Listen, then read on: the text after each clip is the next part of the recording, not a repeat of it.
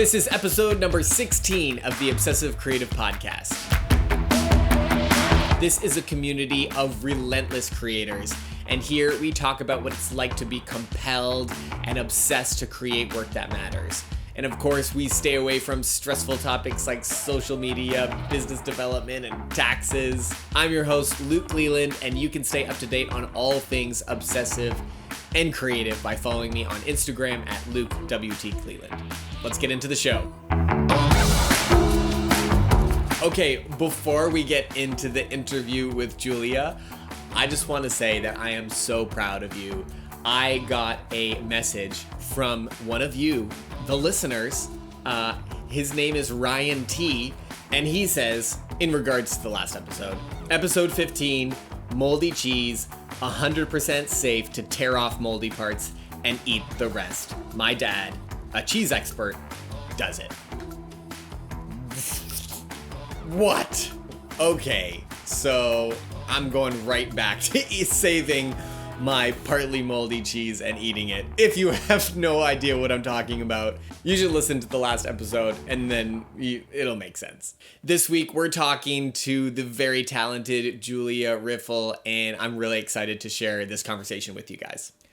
All right, Julia, thanks so much for being with me today and chatting on the podcast. Thanks for having me. This is awesome. Julia is a very talented designer, artist, jewelry maker, all of the things that we're going to talk about today. Start us off, tell us a little bit about, what your creative journey has been, and how you got to be the Julia you are today. So I am the creator and owner of Spectrum Handcrafted. And I started that about 8 years ago. It was right after, really, you shot our wedding. I kind of that was actually a really rough year. And I had a job that I really despised. I was a receptionist at a life insurance firm, a very small one. And so that was not my dream job as a graphic designer coming right out of school. You know, you have all these big plans, these big dreams. And then you're sitting at a desk typing up these terrible, terrible posters to give to people on behalf of other people and taking phone calls and all that stuff. So basically, life kind of just didn't start out how I really thought. On top of that, we were living in a horrible, horrible neighborhood, a terrifying neighborhood. And so every day was just fearful walking to my car and then walking back from my car at the end of the day, and then getting up crazy early. Okay, so I'm not a morning person. Morning is not my time to be creative or just even happy. So for this job, I had to get up early, and it was funny because Carlton was a teacher at the time. And he had to leave for work really early. And I couldn't really be by myself at the apartment without being afraid for my life. So I basically left when he did to go to work. And then I would sleep under my desk at the office for 40 minutes and then get ready for the day. And it was just really depressing. You would just take a little cat nap. Before you started. I was just so scared my boss would find me hiding under my desk, being asleep in the morning. I was the first one there though, so I just take my toothbrush and all that. Anyways, so that's how my life as a designer started out. So that on top of that was my everyday, and just having a job that literally just sucks the life out of you that you hate. And I know a lot of people can relate to that are creatives. When you have all this inside of you that you just want to make stuff and create stuff and explore art and design, and you're just shut out. You can't do it. And by the end of the day, you're so emotionally exhausted by just life and a job that you have to live. it was just like wearing me really down. So after about 2 years, I kind of knew something had to change. And so Carlton, being the Carlton that he is, he was inventing a printing press out of an old treadmill and children's bicycles. And so he was doing this at a woodshed. Which sounds crazy, but if you know your husband, it actually worked. It's like makes perfect sense. It makes perfect sense. Everyday things. And so he would do that nights in between like 2 other freelance jobs that he would work at night. And so I, of course, went with him because I wasn't going to stay home alone. So the thing is that, like, we walk into this woodshed and it's infested with black widows. Like, I mean, infested. And so I'm going from like one scenario where I feel like my life is in danger to literally putting my life in danger. What is happening? And I'm like, oh man, but it was better than feeling like someone was going to come murder me. I would just take a stool and find the biggest area that didn't have anything around. I would just sit on it and watch him work. So I just got bored, essentially. That's how Spectrum started. I got bored. I started looking around, looking at all the tools that they had there, the bandsaw, just so much was packed in that room. Like, what is this? What does this do? Like, I'm just going to start fiddling with some stuff to see, what becomes of it. So that's really how it started. I started making jewelry out of wood mainly, and just kind of evolved into a business. So really building a business was the solution for finding a sense of harmony between sustaining everyday life for me and creatively preserving my artistic side. It was really like in terms of like you were just like tinkering, and then because of the kind of creative you were, out of that like tinkering, things just like started to happen. Just started. And then I was like, well, I can sell this. I'm like, if I can sell my art, then maybe I don't have to work at a job that I hate. And so it went from that. I started actually working then part-time as an elementary art teacher while I was trying to get my business off the ground, doing small shows and selling my jewelry. And I was like, it just kind of took off from there. So really, to get to this day and time, I don't know, the company is about somewhere between 8 and 10 years old. I kind of didn't like set a start date.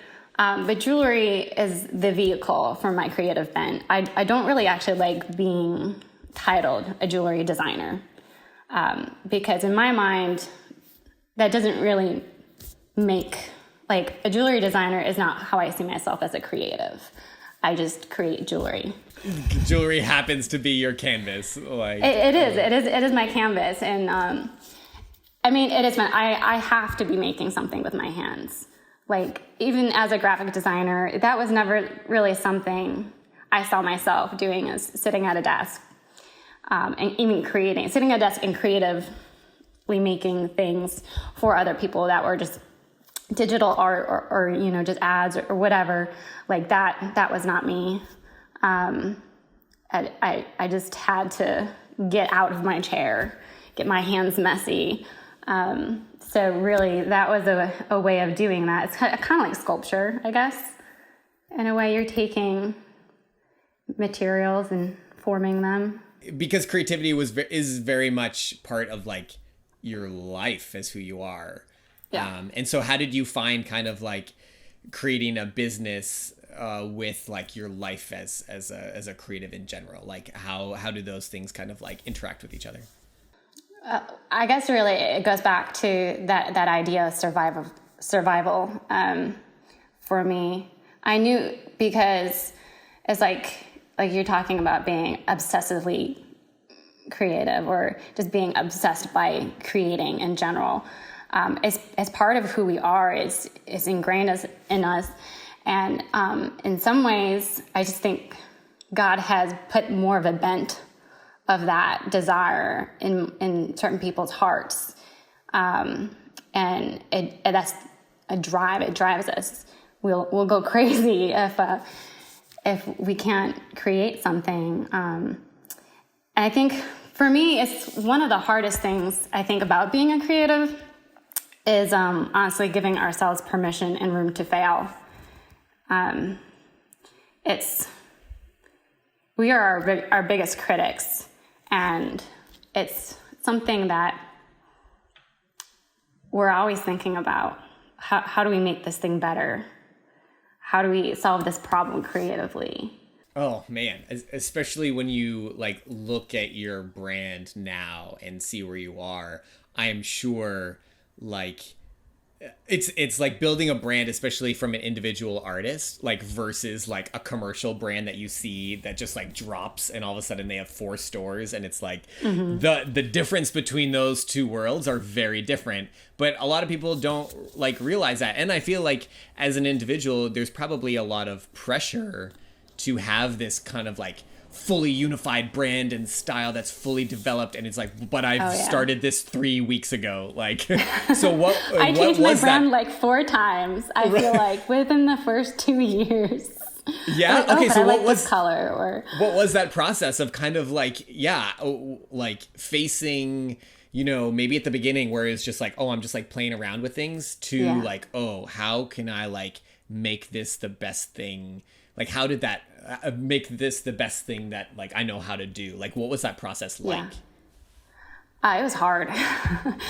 It's funny because like coming fresh out of design school, you kind of feel like you have a grasp on on things. You're like, I know degree. how to design. Like, I know how to got my brand a diploma. company. Yes, I can design 500 logos, and I have. So clearly, this should be a piece of cake. But it's so much harder when you are your own client. You are defining, like, your brand is you. Like, you're not just doing this for somebody else. You're not just creating a word board for somebody to be like, hey, pick the 5 adjectives that best describe you and that will give me direction. You're really defining who you are as an artist at the same time as a brand. So that was time. Honestly, time was the element which we hate. I mean, I hate waiting. Like, I'm not a very patient person. So it's just really taking something and then making it evolve alongside your work. Because we evolve as artists, just because we're people. I mean, people evolve. Like, we grow. Like, I haven't had one single year of my life remotely look similar to each other.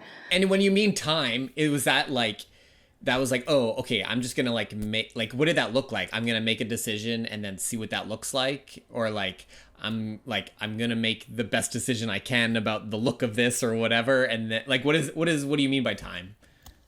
Yeah, it's honestly just like mulling it over. It was just finally just making a decision, like, okay, this is what my brand's going to look like. This was what I want it to feel like. This is what I want someone to experience when they come across my work. So that was kind of like picking really a style, which is really, really hard when you're confused at what you like, really, because I like so many things. I mean, it's probably my biggest struggle as a creative, one that I've had since I think I was a teenager, is this conflict between designer and artist. And really, I'm just kind of coming to terms with it now, because, as you know, we designed and built our own home in the past year, well, really 2 years, and it's still being kind of built. When you have to make big decisions with things, you're really thinking through things from all angles, and you just want it to be the best that it can be, because, like, we want to strive for excellence. You know, when you're working on a painting, or even in school, when we had like something we were trying to finish up, and you just want to keep tweaking it. You want to keep tweaking it because you're like, okay, I'm going to let it set because I know I'll see something later that I need to fix. So it's been an interesting It's funny because it's not a new concept. It really isn't. And I'm kind of like embarrassed that I haven't really fleshed it out until now. But really, if you really want to look at it, design is more strategic and art is more intuitive. And it has an element of conviction to it. For me, life, art, work, they're not separate. They're all one thing for me. And I kind of approach everything with the same mindset. I really don't divide it into categories or boxes. For me, curiosity and creative conviction, they are the key element for the vitality of any kind of meaningful work. What were some things that like helped you get from like one year to the next without feeling like that's the decisions I made, like how, like forget it, like yeah, what are some things that helped you get from like 1 year or like helped you make like just the next decision? Well, honestly, it was just because it really goes back to curiosity and innovation. I get bored really easily, and I love discovering new things. I love trying to make things do maybe things that they weren't meant for, and just to see if they would. So for me, like materializing that in my business with jewelry, I change up my collections pretty much every 3 months, which is pretty standard for the retail world when you're really looking at collections in general. Like that's just kind of how it is. And now you have like pre-fall collections and pre-summer collections, and the summer collection, I'm like, okay, calm down. We don't need all those. But for me, it really is just, I don't want to do the same thing over and over again. I don't want to just work in brass. I just don't want to work in just wood. I want to explore, other materials like glass and acrylics, and I want to like melt stuff, and I want to carve stuff, and all these things I want to try. And so really that was like creatively leading me from one decision to the next, because once you do that, you still have to make it into something wearable and something that other people would like to wear, and that moves them obviously enough to purchase it. And for me, my jewelry is more of the art form, instead of just like putting out a necklace and being, oh, that's pretty. Granted, you will have that because we all can't just create masterpieces endlessly all the time. But to be able to like make something off a concept of like how light reflects off of something to create contrast, and that is what creates that piece. And that's what it makes special. And you make that happen. That kind of drives my decisions a lot. Really, your designing is so much based off like your current curiosity, or like what you want to like discover, and which is amazing, because you see, like, you can tell through your work, it's very like, it's like even from collection to collection, like it's like you're bringing in different materials, and you're putting like completely new new looks. I don't know much about jewelry, but like it looks like it's definitely looks like it's from the hand of like an artist and not like a jewelry producer. Like these are like pieces of like artwork, as opposed to like shelling out like the next season of things, which is really, really cool to see. So going back to what you mentioned about having like this kind of struggle of like artist and like designer.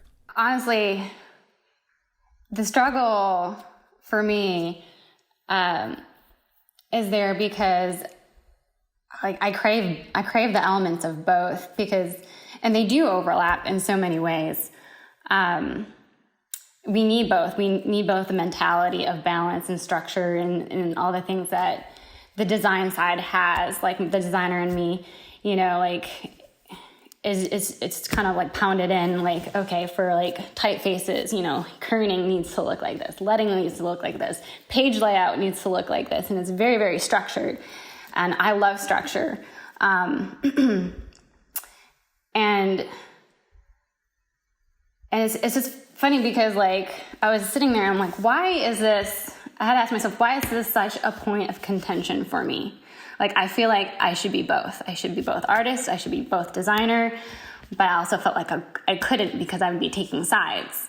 And if I took a side, that means I had to give up something on that other side, and that would be settling. And you know, as creators, like, settling is like death. We don't settle. It either is or it is not. It's either, you know, like, an artist wouldn't be like, paint something and be like, I kind of like it. I guess I'll just put it out in the gallery and be okay with it. No, it would eat at us. And is that because of the business you're in? Like, there's a certain, like, I don't know, like a feeling of expectation, or where does this like pull come from? It's the pull of feeling like, I feel like we need to define ourselves in some way. Like, as an artist, what does that look like? What is my style going to be? What am I going to be known for, or like recognized for, or whatever? I mean, it's just like that creative peer pressure. I think that's actually very present in creative communities, because you're looking at all these people that are so-called, you know, famous for whatever reason. They're not celebrities, but within the community world, they are celebrities. And I feel like it's such a comparative world.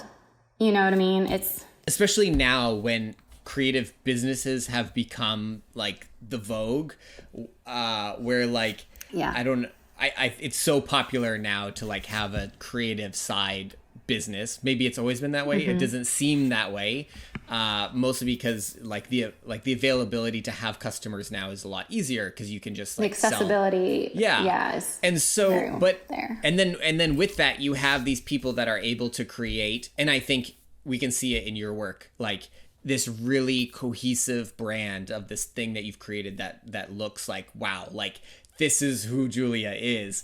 But by definition of being a creative, like the ability, I think this is what I've been thinking a lot too, is like the ability that gave you, like the ability that you had to create something that looks like that is also the same ability that is like pushing you to like create something else, or to like push yourself in different directions and do different things. And so it's this weird, like on the business front, you have to have this kind of like this like you're creating something for people to enjoy and to see and to like, to buy or whatever it is. But then actually from the creator point of view, if you're someone who falls into the obsessive category, you're always wanting to like innovate and do the next thing. And like, is this showing every part of me, or like, you know, right. Like, well, and that's why I honestly, I don't love being labeled as just a jewelry designer, because there's so much out there that's not jewelry.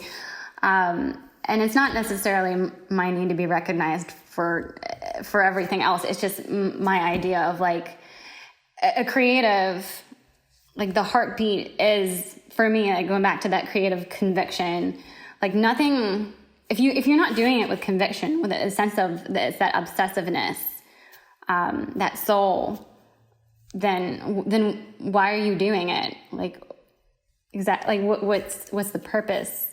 And if you can't answer that with a crazy answer, that's so interesting. So it maybe comes from, which is very similar to, I think, my own answer of like, why, you know, when I say like I'm a photographer, do I feel fully like satisfied about something like that? Well, I think as time goes on, I feel less like a photographer, because like half the world would call themselves a photographer at this point, right? And so, which is fine, because, you know, lots of people take lots of photos, and that's awesome. Like, I love that so many people are taking photos, but I don't see myself as like a shutter taker. And like, what would you see? Like, I'm guessing you have a pretty strong view of like what makes like good jewelry, as opposed to like a thing that was like shot out. Right. And like, yeah, well, so you're saying like, so I think you're saying good jewelry isn't fired out for... It's art, yeah, good. But that's also has to be within your definition of what is jewelry and for yourself. I mean, jewelry is adornment, and let's be honest, it's not a necessity. It's a luxury item, but it's, to me, I'm not necessarily, when I go in to create something, I'm not going with the mindset of like, how can I best sell this? You're going to have, when you have a business, you do have to have a strategic mindset. And that's just the nature of the beast. But my heart and soul of why I keep doing this is because of my love of curiosity and forming things with that passion of creation. And it's just, I mean, it's the age-long question of like, why do we create things and why does it even matter? You know what I mean? Like, if I create this, why does it matter? And you can really dig yourself into a pit if you're thinking about it just materialistically. So it has to go from being tangible to intangible. And for one of the things that has been the most fulfilling lately is when we bought the 9 acres here, it was a disaster. There's 2 houses condemned on it, trailers, barns that were just full of trash. I mean, it was neglected. It was all like overgrown with everything. Like just random, I mean, these people basically treated it like a landfill and would throw their trash in the woods, like bags of it, mattresses, tires, you name it. They threw it in the woods. Bags of batteries, like, come on, like, what are you doing? So like, and that's like kind of a whole other thing. Like this build is just like the whole process of idea of restoring something to its original beauty, and then finding beauty in it to take and then have it keep going, having that be fuel and to grow in a direction. Finding these old trees that have fallen down or been cut down, and then cutting them up essentially. So, you know, like the woodshed, that was my start. And so my heart is always going to be within wood. I just love the grain of it, the unique piece. Every piece of wood is unique because every tree is unique. Finding that something that looks so ugly is rotting away, forgotten, and pulling it up, ripping the bark off, cleaning it up, brushing off all the junk, sanding it down, and having this beautiful design just come through. Like, it's just there. And it's like, wow, like, that's amazing. And then taking that and making something from it and almost respecting that and just taking something that was dead and forgotten and restoring it and giving it new life. And so my mind, if you can do that with an idea, within a concept, that's huge. Like, so just don't look at the actual materialization of something. If that's all you can see, then you need to open your eyes a little bit wider and look at that, create the conviction that's behind it. If you'd like to see more of Julia's beautiful work, you can go to her website, spectrum-style.com, and you can also follow her on Instagram at Spectrum Handcrafted, and I'm going to put those in the show notes below. Thank you so much for listening this week. I hope each episode encourages you to lean into who you are as a creative and really do work that matters. If you've enjoyed the podcast, I would love for you to leave a review and a rating. It really does help so much. And until next week, stay obsessed.